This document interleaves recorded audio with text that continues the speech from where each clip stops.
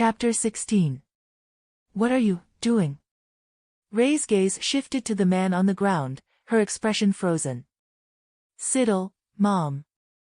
The little girl in the white dress tilted her head, her deep blue eyes hazy as if covered in a layer of mist, looking around in confusion, her two hands still tightly holding the red fire axe. She said sadly, "Why did you come out?" Ray's face was pale, her lips trembled, and she did not dare to step forward for a moment. The door opened, Ray said, "Mom, you couldn't open it, you were still waiting inside, but that door opened automatically, and you immediately went out to find everyone." "Ah, so that's how it was." The little girl laughed softly, her laughter cold and clear, without any emotion. She lowered her eyes, concealing her crazy emotions, and calmly said, "Mom, you came at the right time. Take Dad out," she said. "No need to go back.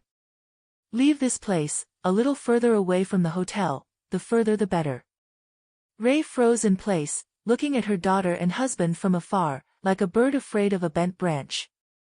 In just one night, her beloved daughter and husband seemed to have changed. Ray bit her lip, not knowing what to do. When Siddle walked past with an axe, she froze, her mind frozen.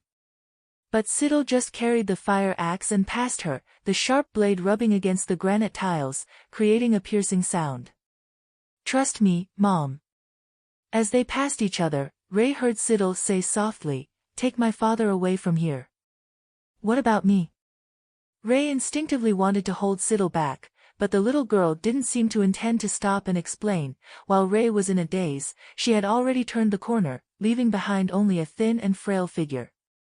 The axe handle was hollow. This fire axe wasn't heavy, but Siddle still dragged it on the ground, to reduce her physical exhaustion.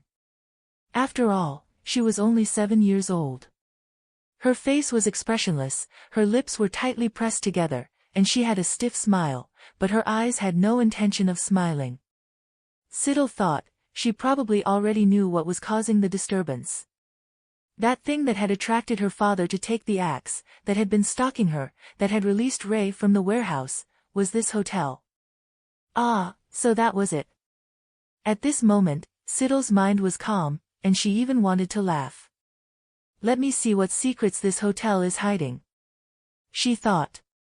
She stopped in front of the door of room 237 and kicked it. As far as she could remember, someone seemed to have told her, room 237 was a place that was absolutely forbidden to enter. But right now, this sentence had no intimidating power to Siddle. She couldn't open the door with one kick, and she was confused, not knowing why she thought room 237 was easy to open.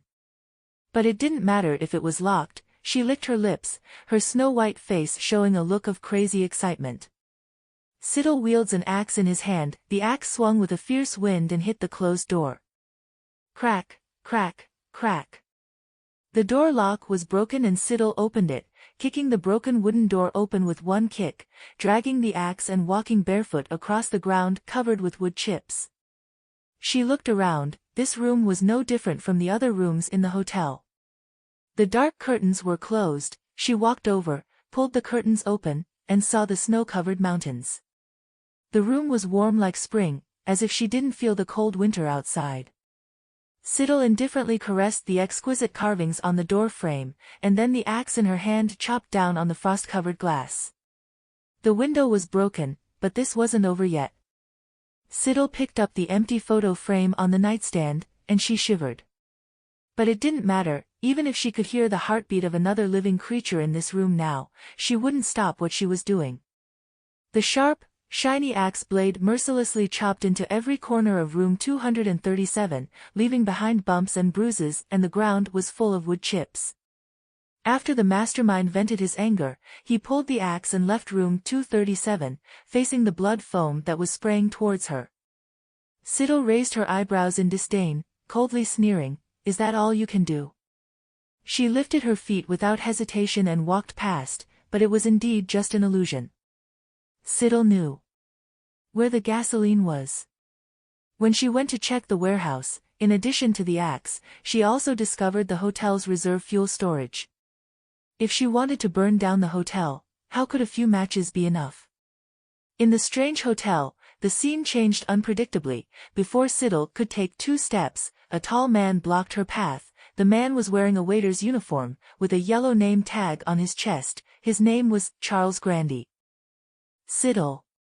She recognized this was the man who had hypnotized her father, her expression unchanged as she walked forward. Useless thing, get lost.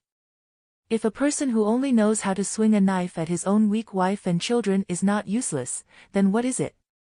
Unexpectedly, this person is also an illusion. Siddle dragged the hammer through each room, jumping out of who knows how many strange things on the way. She even saw 2 ugly dolls tied together.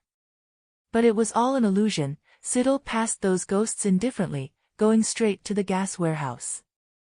The warehouse door was locked, but that was not a problem. After using an axe to break the lock, Siddle brazenly walked into the warehouse filled with gas barrels.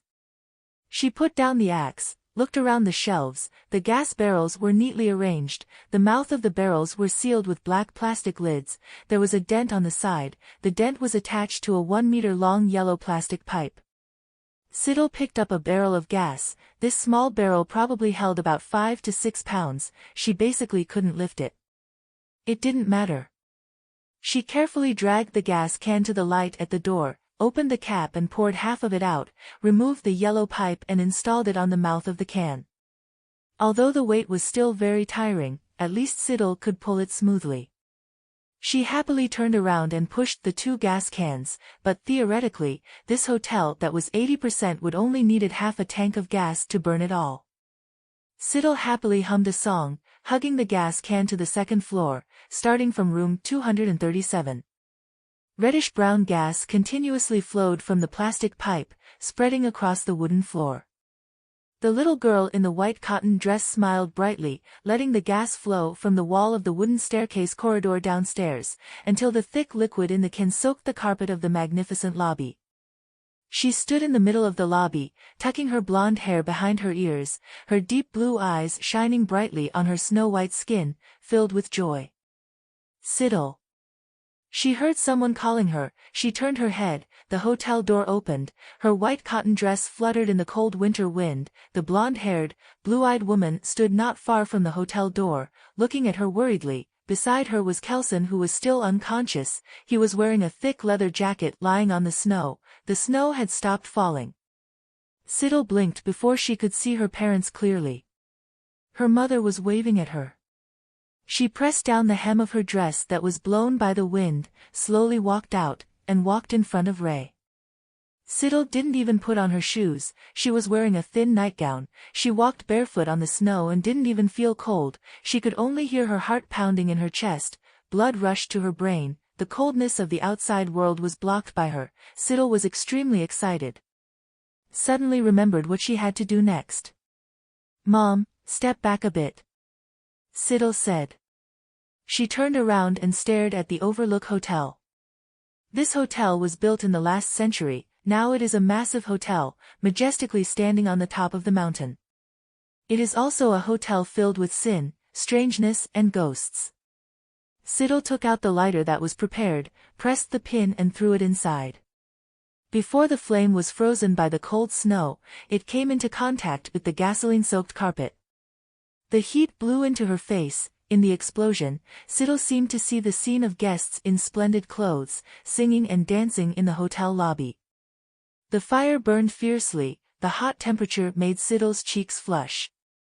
She stared at the burning hotel with an expressionless face, turned around and looked at Ray's mother. Her face was pale, staring blankly at everything in front of her. "Mom," she whispered, "it's all over.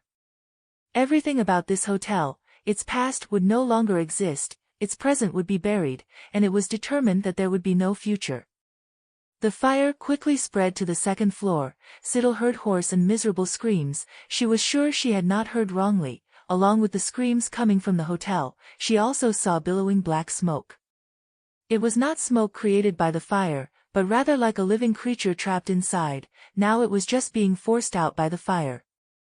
The painful groans lasted for a long time without stopping, but Ray seemed unable to hear them and just stared blankly at the hotel surrounded by flames. Siddle quietly listened to the miserable screams, her deep blue eyes calmly reflecting the burning flames. Siddle. Someone called her softly. Siddle woke up. When she opened her eyes, the first thing she saw was a clean white corner of the wall. When she turned her head, she saw a man's face. It was her father, Kelson, and beside Kelson was Ray. Father, mother. She whispered, you too. Kelson was dressed neatly, his face gentle, smiling and patting her head. Your father and mother didn't see you come back, so they went out to look for you. Honey, didn't you sleep well this afternoon? Ray asked with concern. Let me carry you back to your bedroom. Siddle suddenly realized something. She escaped from Kelson's hand and saw two dolls in the corner of the room. Billy and Annabelle. Siddle understood. After entering room 237, she still hadn't come out. Siddle, let's go home and sleep. Kelson's brown eyes were filled with worry. He gently took her hand. Siddle was silent for a moment, then nodded, okay. Kelson held her hand and was about to go out. Ray picked up the two dolls tied together and said, Siddle, don't you want your doll? Yes. Siddle turned around, saw Billy and Annabelle in Ray's arms. She was silent for a moment, then slowly nodded. Leave them here. She spoke slowly, her voice filled with the dreaminess of someone who had just woken up. Ray smiled, but the smile was a bit strange, as if her face was trembling. She put down the puppet and doll. That's right, Father. Kelson was about to lead Siddle out, but Siddle suddenly stopped. She tilted her head to look at her father with clear and puzzled blue eyes. Where do you want to take me? Of course I'll take you home. Kelson looked at Siddle strangely, as if he didn't understand why his daughter would ask such a question. However, Siddle seemed even more confused than him. She looked up blankly, but... You two aren't my parents, so who do you want to take me to? A little explanation. Starting from entering room 237 at the end of chapter 12, new 9 was still in there and hadn't come out yet. From chapter 13 to chapter 16, it was all just an illusion.